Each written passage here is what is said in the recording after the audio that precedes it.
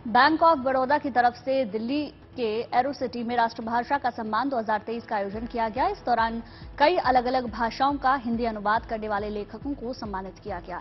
प्रथम पुरस्कार हासिल करने वाले सबसे अच्छे उपन्यास के लेखक को 21 लाख रुपए की राशि से पुरस्कृत किया गया, जबकि उपन्यास के अनुवादक को 15 लाख रुपए की राशि से सम्मानित किया गया।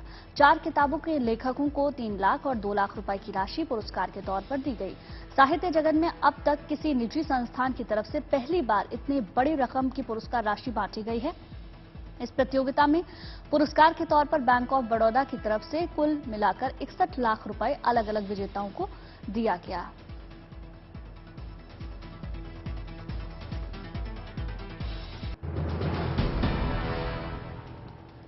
सोनीपत में सीएम मनोहर लाल खट्टर ने अंतर्राष्ट्रीय बागवानी बाजार के सेकेंड फेज का उद्घाटन किया। 537 एकड़ में विकसित की जा रही अंतर्राष्ट्रीय फल, फूल और बागवानी मार्केट एशिया की सबसे बड़ी मंडी होगी।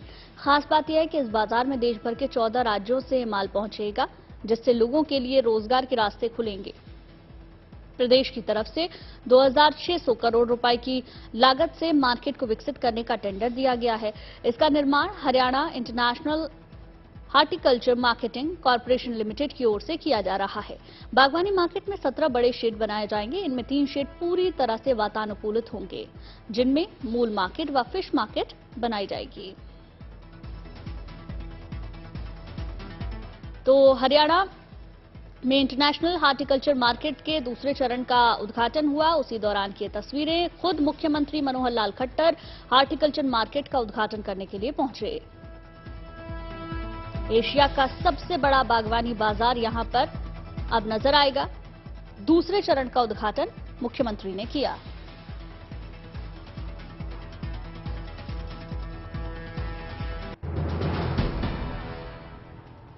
वीकेंड पर होटल और पर्यटन कारोबार को पंख लग गए हैं। पंजाब, हरियाणा समेत अन्य राज्यों में गर्मियों की छुट्टियां होने से पर्यटक स्थलों में सैलानियों की काफी आवाजाही देखी जा रही है।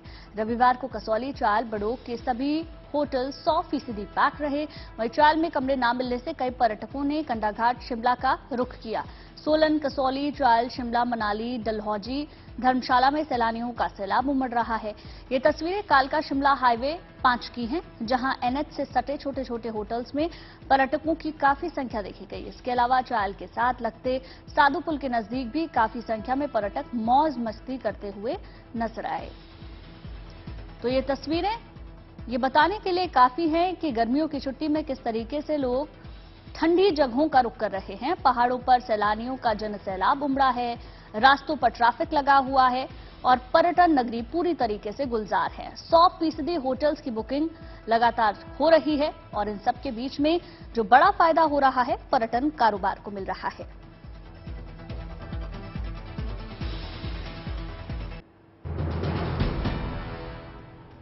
बालासोर ट्रेन हादसे के पीड़ितों के प्रति पूरी दुनिया में संवेदना व्यक्त की जा रही है। देश विदेश की राजनीतिक हस्तियां समेत फिल्म और रंगमंच के कलाकार उन्हें अलग अलग तरीके से श्रद्धांजलि दे रहे हैं।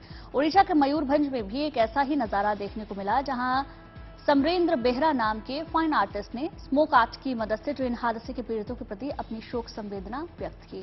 तस्वीरों में समरेंद्र धुएं की मदद से पेंटिंग बनाते हुए नजर आ रहे हैं।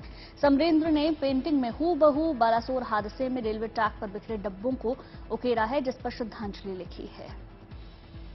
और ये तस्वीरें अनूठी श्रद्धांजलि की तस्दीक करती हुई तस्वीरें हैं। किस तरीके से स्मोक आर्ट के जरिए अपनी संवेदना इस शख्स ने व्यक्त की है। हालांकि बहुत ही बड़ा हादसा, करीब 288 लोगों ने इस हादसे में अपनी जान गंवाई, लेकिन कला की कोई भाषा नहीं होती, वो इन तस्वीरों में साफ तौर पर दिख सकता है। आप देख सकते हैं, बिल्कुल हूबहू वही तस्वीर यहां पर बनाई गई है और श्रद्धांजलि इस पर लिखा है।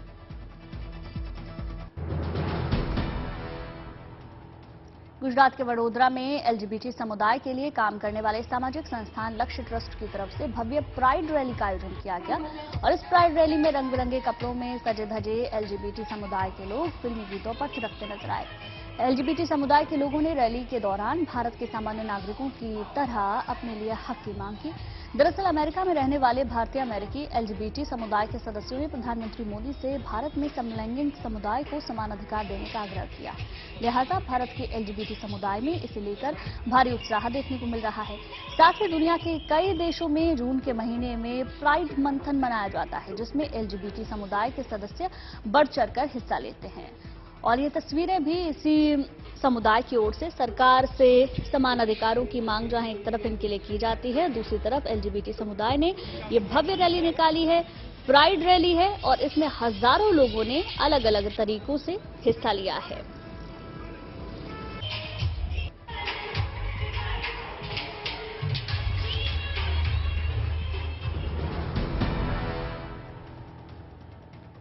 देश भर में पर्यावरण के साथ साथ पक्षियों को बचाने की मुहिम लगातार बड़े स्तर पर चलाई जा रही है। आमतौर पर पेड़ पौधों को लगाने का काम युद्ध स्तर पर किया जाता है, लेकिन आसमान में उड़ने वाले परिंदों के लिए आशियाना देने का काम बिल्कुल ही अनूठा है। यूपी के अलीगढ़ में रहने वाले 3 भाइयों के साथ मिलकर इन परिंदों के लिए एक आशियाना तैयार किया जाता है, जो 6 मंजिला ऊंचा है और पक्षियों के लिए बनाई गई इस इमारत में 512 प्लेट हैं, फ्लैट्स हैं। फ्लैट नुमा इस मीनार को कुछ तरीके से बनाया गया है कि किसी भी मौसम के लिहाज से ये परिंदों के लिए बिल्कुल आरामदेह है। पक्षियों के प्रति अलीगढ़ के इन 3 भाइयों का प्रेम पूरे इलाके में चर्चा का विषय बना हुआ है और पूरा समाज उनके इस प्रयास की सराहना भी कर रहा है। तो पक्षियों को आराम मिल सके, इसलिए उनके लिए आरामगाह यानी कि पक्षियों के लिए ये खूबसूरत आशियाना तैयार किया गया है। 512 फ्लैट वाली 6 मंजिल की ये इमारत है। इसे आप देखकर इसकी खूबसूरती का भी अंदाजा लगा सकते हैं, साथ ही साथ उस सोच का भी जिसके साथ इसको बनवाया गया है।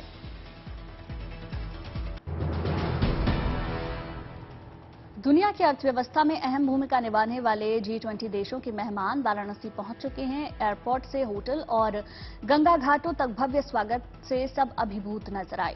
मेहमानों ने काशी की सभ्यता, संस्कृति और नमन किया और उसके धार्मिक महत्व को समझा। देर शाम विश्व प्रसिद्ध गंगा आरती की भव्य और अद्भुत छटा देखते ही मेहमान मंत्रमुग्ध हो गए।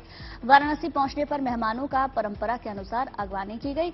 अवध के फरवाही नृत्य और काशी विश्वनाथ डमरू वादन समिति ने एयरपोर्ट पर विदेशी मेहमानों का भव्य स्वागत किया। लाठी के सहारे मनमोहक नृत्य पर मेहमान रीझे नजर आए। सबको तिलक लगाया गया, फिर रुद्राक्षी माला पहनाकर स्वागत किया गया। एयरपोर्ट से होटल तक अलग अलग स्थानों पर कलाकारों के नृत्य ने सभी मेहमानों को लुभाया। वाराणसी पहुंचने के बाद G20 देशों से आए मेहमानों को वाराणसी की सैर भी कराई गई। गंगा नदी पर बने नमो घाट देखने के लिए भी डेलीगेट्स पहुंचे। यही नहीं, उन्होंने गंगा में क्रूज की सवारी का भी आनंद लिया। तो G20 से पहले जगमग काशी नजर आई। काशी के 80 घाट जिनका दीदार मेहमानों ने किया और खास तौर पर जब वहां पर विदेशी मेहमानों का आगमन हुआ तो उनके भव्य स्वागत के लिए भी पहले से तैयारियां की गई, चाहे बात घाटों की हो या क्रूज की या फिर उनकी मेजबानी की। हर तरफ से काशी जगमग नजर आई और स्वागत के लिए पूरी तरीके से तैयार दिखी।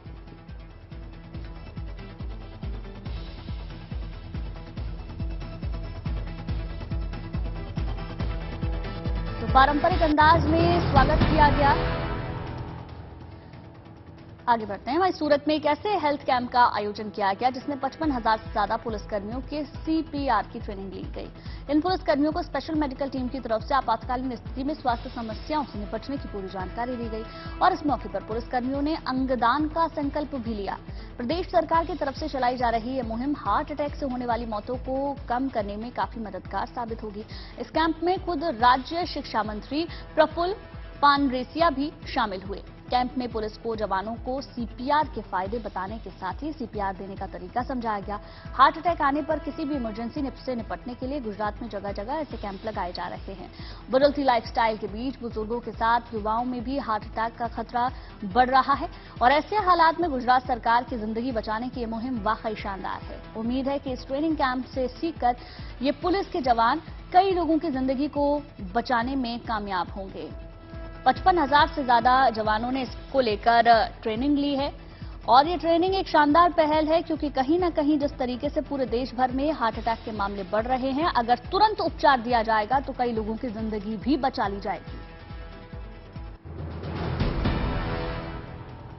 मौसम विज्ञान विभाग लगातार बिपरजॉय चक्रवात को लेकर चेतावनी जारी कर रहा है। आईएमडी ने कहा कि 15 जून के आसपास इसके उत्तर की ओर बढ़ने की प्रबल संभावना है। ऐसे में गुजरात से लेकर दमन द्वीप तक समंदर किनारे चौकसी बढ़ा दी गई। मछुआरों को समंदर से दूर रहने की हिदायत दी गई। अरब सागर में इस साल उठे पहले चक्रवात बिपरजॉय अत्यंत गंभीर चक्रवाती तूफान में तब्दील हो गया।